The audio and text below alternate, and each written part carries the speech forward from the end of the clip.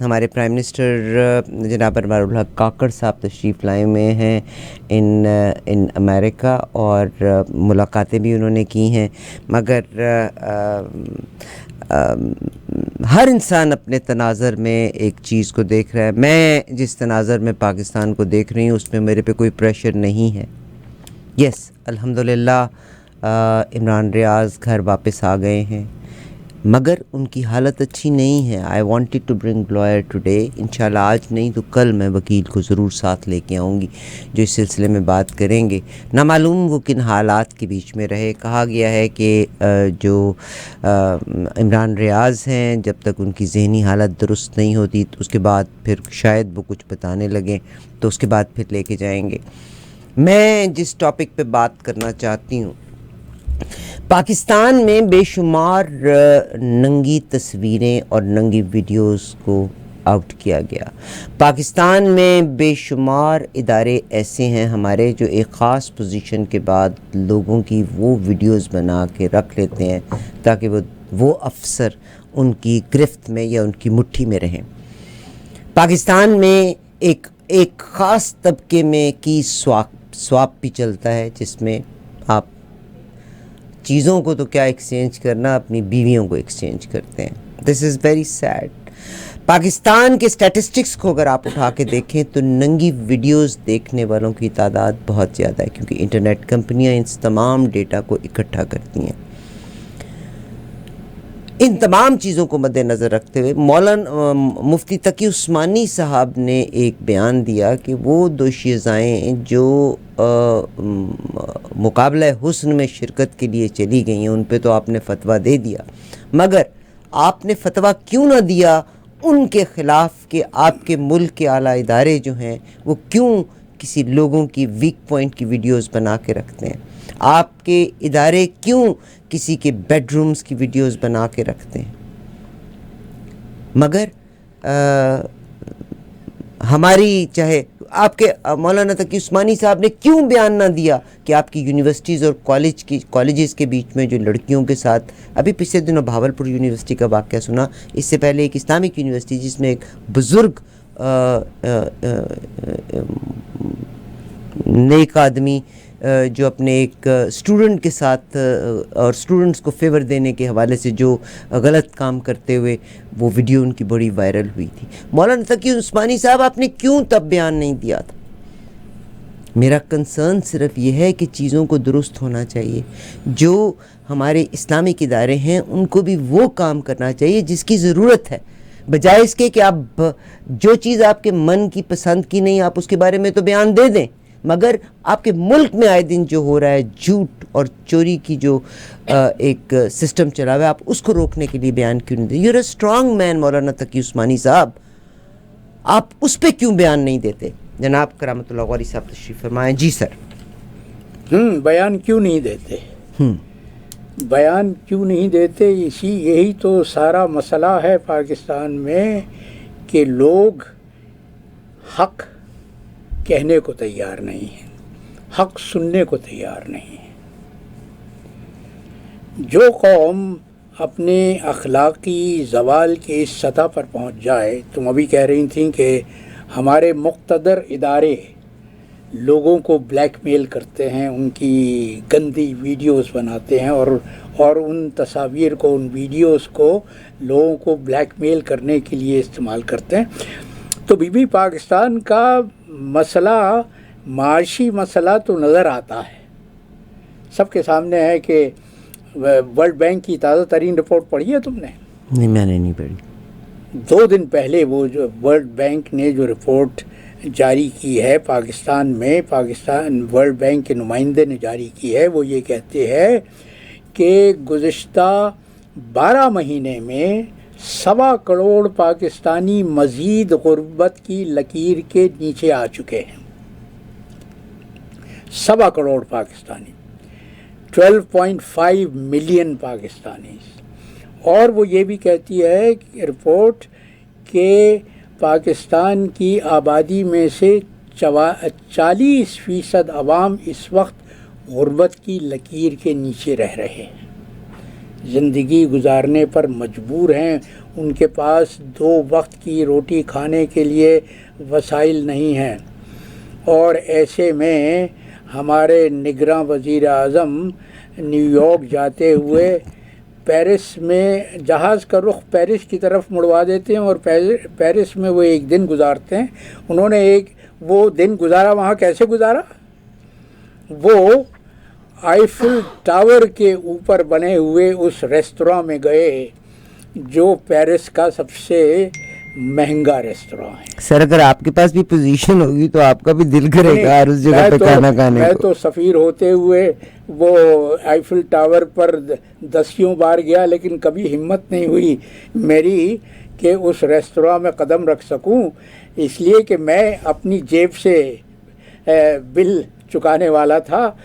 یہاں تو نگراں وزیر اعظم نے اپنے بیوی بچوں کے ساتھ ڈنر کھایا، اور اس کا ہو سکتا ہے کسی پاکستانی نے اس کو دعوت دی ہوگی، کیونکہ بہت سے لوگ جو فائدہ لینے والے ہوتے ہیں۔ میں فورن سروس سے تعلق رکھتا ہوں جی سر، یہ دفتر خارجہ کے اندر کی بات بتا رہا ہوں تمہیں کہ بل ادا کرنے والا ہمارا سفارت خانہ تھا پیرس کا۔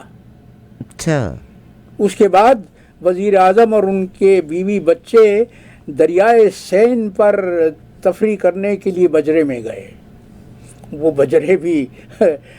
بجرے بھی کوئی مفت نہیں ہوتے، سیر کرواتے۔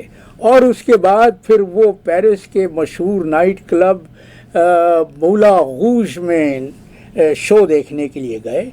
کل ملا کے فی کس خرچہ 700 یورو ہوا۔ 700 یورو $1000 کے قریب ہو جاتے ہیں۔ تو یہ ہللے تللے ہیں، یہ اس حکومت کے کارنامے ہیں جو یہ کہتی ہے کہ وہ پاکستانی عوام کی ترجمان ہے، ان کے حقوق کی محافظ ہے اور ان کے لیے کام کر رہی ہے۔ 40% پاکستانی عوام غربت کی لکیر کے نیچے گر چکے ہیں۔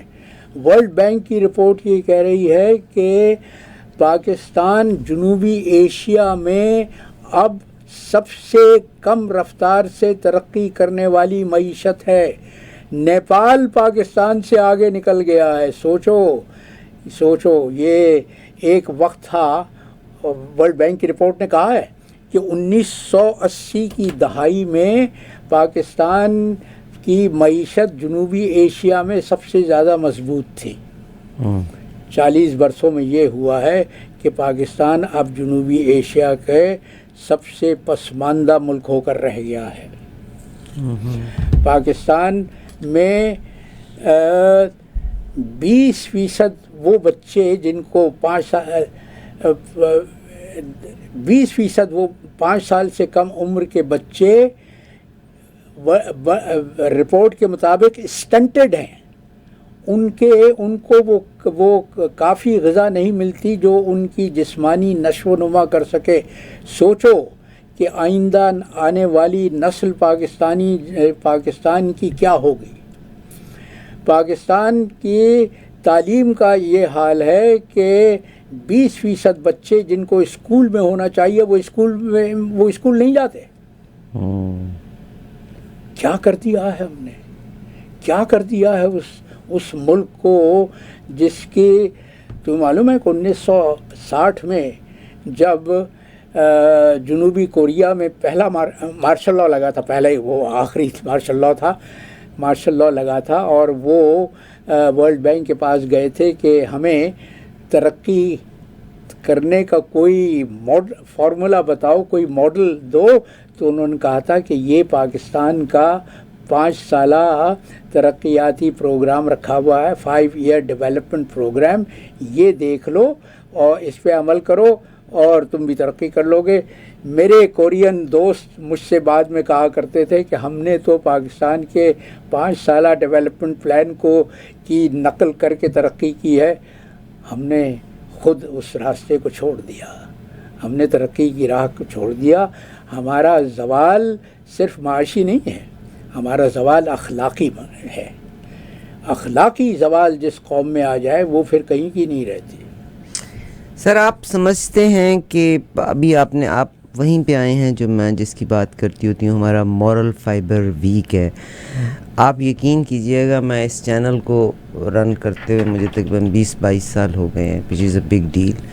مگر ہمیں ہر چیز پہ سبسڈی چاہیے پاکستان میں, اور ملک میں سبسڈی دینے والے یا لینے والے امیر لوگ ہیں. غریب آدمی اپنا تمام چیزوں پہ رعایت اور چھوٹ جو ہے وہ امیر کو ملتی ہے. اچھا, وہی امیر لوگ جو پاکستانی کینیڈا میں بھی بستے ہیں وہ ہر چیز مفت چاہتے ہیں. ان کے پاس اتنا پیسہ ہے کہ وہ پرائم منسٹر کو اگر ایک کھانا کھلا کے ایک ایفل ٹاور کے اوپر یا کہیں پہ بھی اگر وہ دعوت دے دیتے ہیں, انہوں نے اس کے ریٹرن میں بہت کچھ دینا ہوتا ہے. یہ بالکل ایسے کہ پرائم منسٹر کا اگر ایک مشیر لگ گیا ہے تو وہ مشیر جو لگا ہے شاید وہ لاؤڈلی یہ کہے گا میں تو جی تنخواہ بھی نہیں لیتا, میں تو مفت کی سب, مگر he is getting so much bribe otherwise. تو ہمارا moral fibre living people living in Pakistan and people living outside Pakistan abroad has the same. نہیں تو پاکستانی جو باہر آتے ہیں وہ پاکستان کی ویلیوز, وہ پاکستانی ان کو ہر چیز مفت چاہیے, پاکستانی کلچر کو اپنے ساتھ لے کر آتے ہیں سر, ان کو ہر چیز مفت چاہیے, سامان سفر میں باندھ کے لاتے ہیں. ورلڈ بینک کی رپورٹ جس کا میں حوالہ دے رہا تھا وہ کیا کہہ رہی ہے؟ وہ کہہ رہی ہے کہ پاکستان کی معیشت محصور ہے مراعات یافتہ طبقے کی مراعات کے حصار میں. وہ کہتی ہے کہ ہر پاکستان میں آنے والی ہر حکومت صرف اس طبقے کے مفادات کو تحفظ فراہم کرتی ہے. اور اس نے مثال دی ہے کہ آج تک پاکستان میں زرعی آمدنی پر ٹیکس نہیں لگا, پاکستان میں ریئل اسٹیٹ کی سے جو آمدنی ہوتی ہے اس پر ٹیکس نہیں لگا, پاکستان میں پراپرٹی ٹیکس, پاکستان میں وہ کہتا ہے کہ پاکستان دنیا کا وہ آخری ملک ہے یعنی ٹیبل کے حساب سے کہ جس میں نیشنل انکم میں ٹیکسز کا حصہ صرف 6.8% ہے. پاکستانی ٹیکس نہیں دیتے, اور پاکستان کا ٹیکس کا نظام بھی ہے. آپ ٹیکس کی بات کو چھوڑیں, میں آپ کو کہتی ہوں جھوٹ بولنا, ہم صرف چیزوں کو پوجتے ضرور ہیں, مٹیریلسٹ ہم ضرور ہیں, مگر ہمیں قرآن اور سنت کی کوئی ایک بھی خصوصیت یا جو اللہ نے کہا جھوٹ مت بولو, فراڈ مت کرو, کم مت تولو, یہ تو قوم ذمہ دار ہے. یہی تو کہتا ہوں کہ پاکستان برائے نام اسلامی جمہوریہ ہے, لیکن اسلام کی تو کوئی صفت پاکستان میں نہیں پائی جاتی. سر آپ پھر لیڈرز قمرالزمان قاہرہ کا میں نے انٹرویو لیا, انہوں نے بڑی ہی واز ویری اپسیٹ, بڑا مطلب ٹربولنٹ انٹرویو تھا اور بڑا مطلب انسرٹن سا بند ہوا کہ انہوں نے کہا کہ آپ کہتی ہیں میں اس کے خلاف ہوں کہ باپ سے بیٹا اور بیٹا, اس نے کہا جی آپ کی قوم ووٹ ہی ان کو دینا چاہتی ہے کیونکہ ہم پیری فقیری کے قائل ہیں. پاکستان کی قوم جو ہے, جو لوگ ہیں, اشخاص ہیں, وہ جیسے پیر کے گدی نشین ہوتے ہیں. وہ قمرالزمان کہہ رہا کہتے ہیں میں اگر چلا جاؤں گا مجھے تو کوئی ووٹ بھی نہیں دے گا, میرا اپنا تھوڑا سا ووٹ بینک ہوگا, مگر اگر بلاول بھٹو وہاں کھڑے ہوں گے تو پورا مجمع وہاں پہ لگا ہوگا. تو رسپانسبل کون ہوا؟ آپ کی عوام. اب عوام کو آپ کیسے, آپ ایک ادارے کو برا کہہ کے, عوام نہیں, نظام, وہ جاگیرداری نظام جو ملک پر پچھلے 70 برس سے پنجے گاڑے بیٹھا ہوا ہے. سر ووٹ کون دیتا ہے؟ عوام ڈالنے نہیں, عوام اگر باشعور ہوں گے, عوام کو باشعور ہونے نہیں دیا جاتا. تعلیم کا فقدان ہے. میں تمہیں اپنی اعداد و شمار بتا چکا ہوں کہ 20% پاکستان کے بچے اسکول نہیں جاتے, وہ تعلیم حاصل نہیں کر رہے, ان کو حکومت تعلیم دینا ہی نہیں چاہتی. پاکستان کے بجٹ میں تم دیکھتی ہو ہر سال تعلیم کے لیے کتنا پیسہ رکھا جاتا ہے اور دفاع پہ کتنا خرچ ہوتا ہے.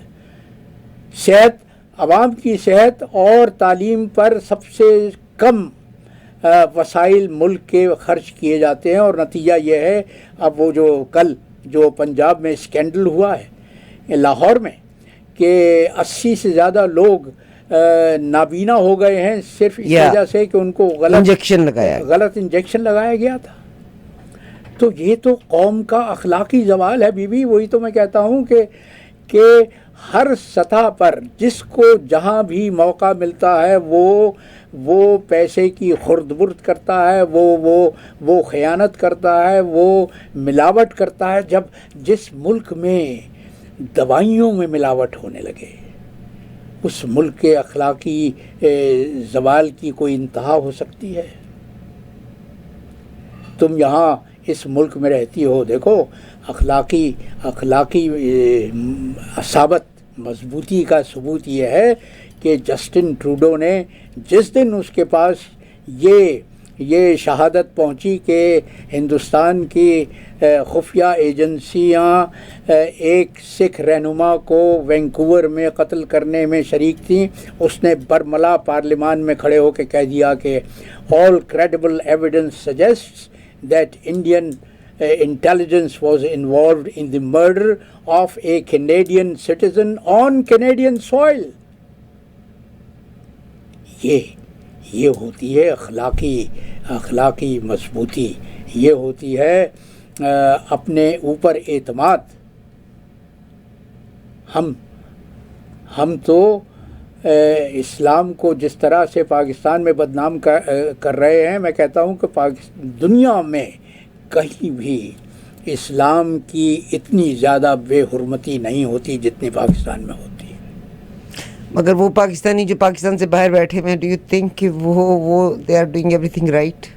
نہیں, وہ میں بیک بائٹ, چوری, fraud, bribe, it's common here as well. آپ دیکھیے ایک شخص آپ کے ساتھ بیٹھا ہے, مجھے تو مطلب they don't have moral courage. میں تو عورت ہو کے میرے میں اتنی کریج ہے, سامنے بیٹھ کے وہ آپ کے کچھ اور ہے اور بیک سٹیپ کرنے میں. لیکن یہ پاکستانی افراد جو اپنے طور پہ بدعنوان ہیں, اپنے طور پہ کرپٹ ہیں, وہ کینیڈا کے نظام کو تو کرپٹ کرنے کی صلاحیت نہیں رکھتے. ہمارے ہاں تو مسئلہ یہ ہے بیوی کہ ہم نے ان چوروں کو پاکستان کے برائے نام جمہوریت کی رکھوالی پر مقرر کیا ہوا ہے, جو اپنے افعال کی بنیاد پر, اپنے کردار کی پستی کی بنیاد پر بدترین خلائق ہیں. اب آپ سوچئے کہ ایک شخص جس کو ملک کی سب سے بڑی عدالت تا حیات سیاست کے لیے نااہل قرار دے چکی ہے, وہ پاکستان سے 5000 میل دور بیٹھا ہوا ریموٹ کنٹرول سے پاکستان کو چلاتا رہا ہے. اسی کی پسند کا سپہ سالار مقرر کیا گیا ہے. وہ اب تیاریاں ہو رہی ہیں. یہ سپہ سالار کسی کو بھی نہیں چھوڑے گا مجھے لگتا ہے. یہ تو اب آگے چل کر دیکھا جائے گا. What do you think about قاضی فائزی صاحب؟ اس وقت عرفہ میں سوچ رہا تھا کہ عجیب و غریب اس وقت صورتحال ہے پاکستان میں, سمجھ نہیں آ رہی. چیف جسٹس بھی بلوچستان کا ہے, نگراں وزیر اعلیٰ بھی, نگراں وزیر اعظم بھی بلوچستان کا ہے, مرکز میں وزیر داخلہ بھی بلوچستان کا ہے, اور سینٹ کا چیئرمین بھی جو عارف علوی کی جگہ لینے کے لیے پر تول رہا ہے وہ بھی بلوچستان کا ہے. اور پاکستان کا نگراں وزیر اعظم ماضی کی تمام روایات کو توڑتے ہوئے بیرون ملک دورے پہ جاتا ہے. وہ اقوام متحدہ کی جنرل اسمبلی سے خطاب کرتا ہے, حالانکہ وہ جب انہوں نے خطاب کیا تو زیادہ تر ہال خالی تھا, وہ صرف کرسیوں سے خطاب کر رہے تھے. لیکن پھر وہ کاؤنسل آف فارن ریلیشن, میں نیو یارک میں رہا ہوں, میری پہلی سفارتی ذمہ داری نیو یارک میں تھی, تو میں پابندی سے جایا کرتا تھا کاؤنسل آف فارن ریلیشنز اور ایشیا فاؤنڈیشنز کے پروگرام میں. میں جانتا ہوں کہ کاؤنسل آف فارن ریلیشنز کتنا مقتدر ادارہ ہے. وہاں پر بیٹھ کر نگراں وزیر اعظم کہتا ہے کہ پاکستان تو چین کا اسرائیل ہے.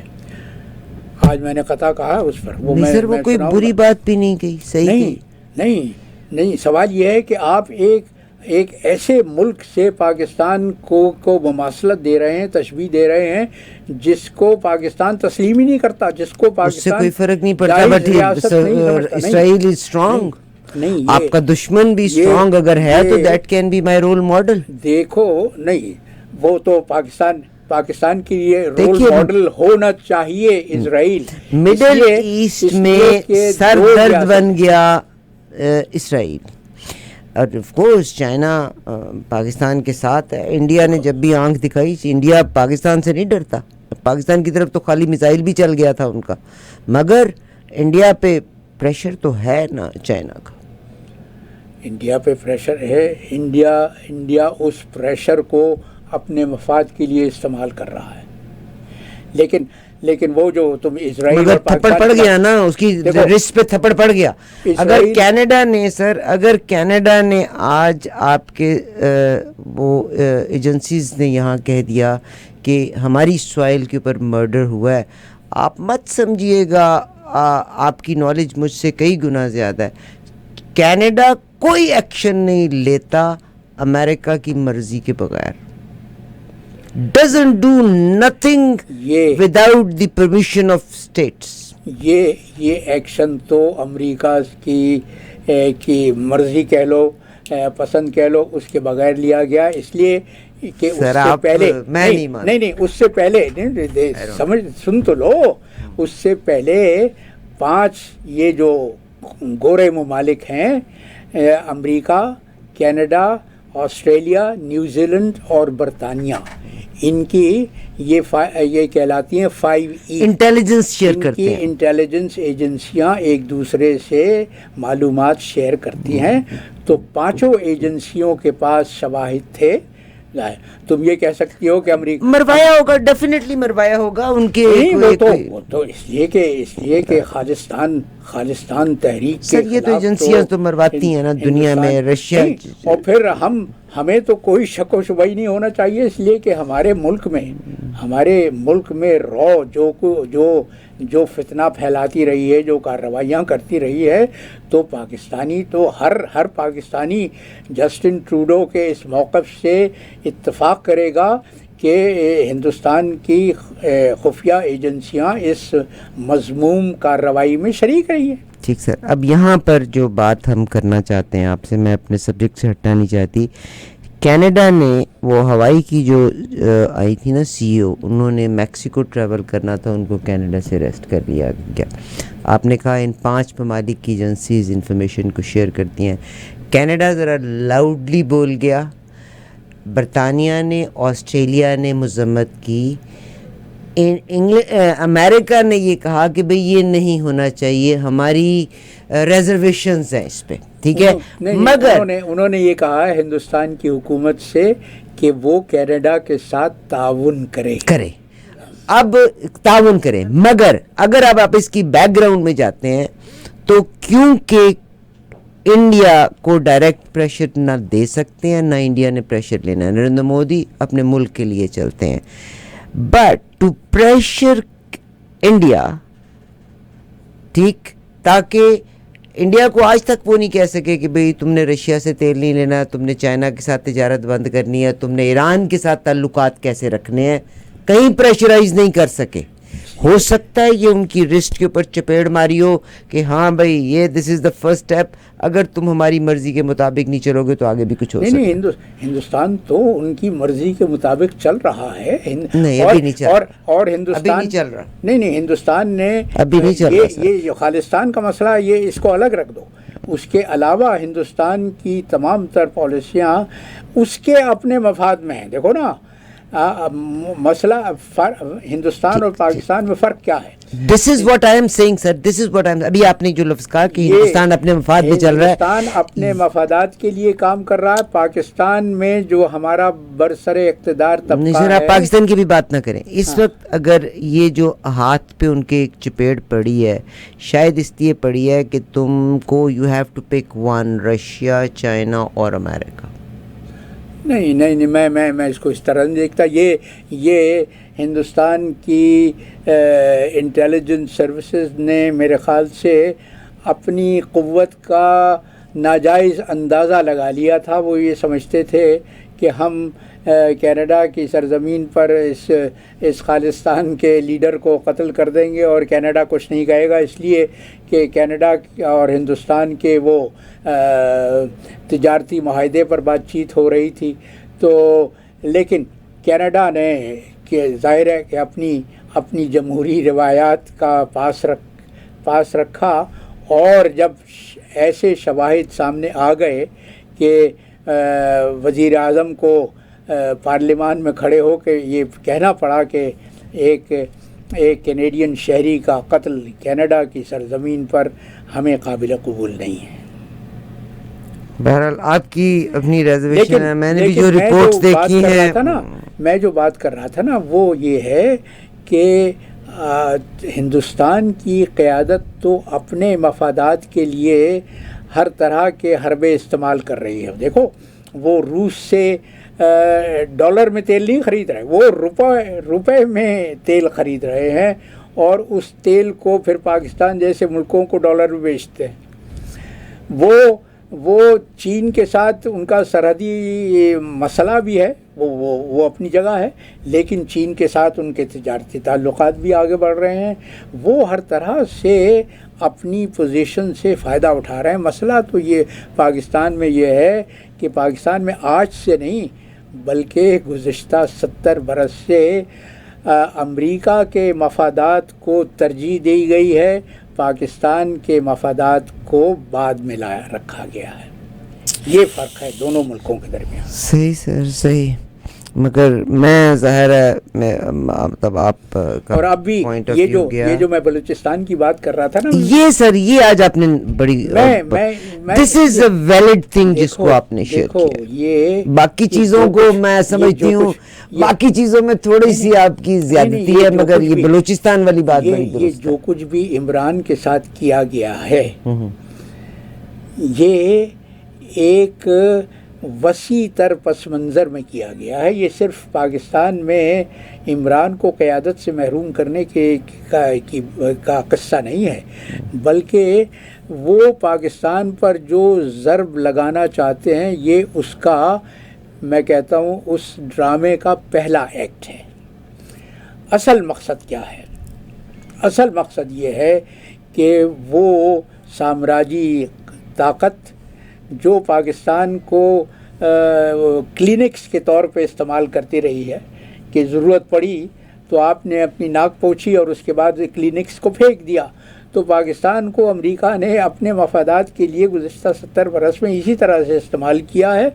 لیکن اب مسئلہ یہ پیدا ہو گیا ہے کہ وہ سعودی عرب کو تو شاید اسرائیل سے تعلقات استوار کرنے کے لیے راضی کر لیں، اور اس کے بعد پاکستان بھی سعودی عرب کے راستے پہ چل پڑے گا، اس میں مجھے کوئی شک و شبہ نہیں ہے، لیکن ایک کانٹا ہے جس کو وہ نکال نہیں سکے، اور وہ کانٹا ہے ایران۔ مگر آج آپ نے ایران کا بیان بھی پڑھ لیا ہوگا، ایران نے یہ لفظ کہا ہے کہ کوئی بھی مڈل ایسٹرن کنٹری اسرائیل کو ایکسیپٹ نہیں کرے گا، اسرائیل کے ساتھ کام نہیں کرے گا۔ I can bring that statement. وہ غلط بیان ہے۔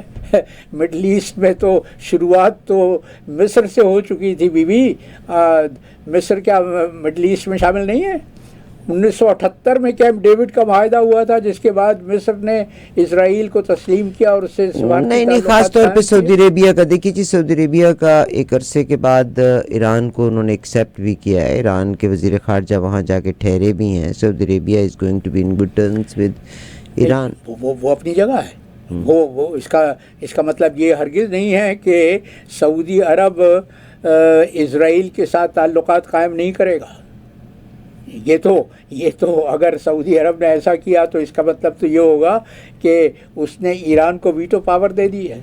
میں جو کہہ رہا تھا بات وہ بیچ میں رہ گئی، وہ بلوچستان کو پاکستان سے الگ کرنے کا منصوبہ ہے، اور کاکڑ جیسے بلوچیوں کو امریکہ میں لے جا کے اور ان کو پبلک پلیٹ فارم دینے کا مطلب یہ ہے کہ دکھایا جائے کہ دیکھو اس قابلیت کی لیڈرشپ بلوچستان میں دستیاب ہے، تو تمہارے مفادات کو کوئی نقصان نہیں پہنچے گا۔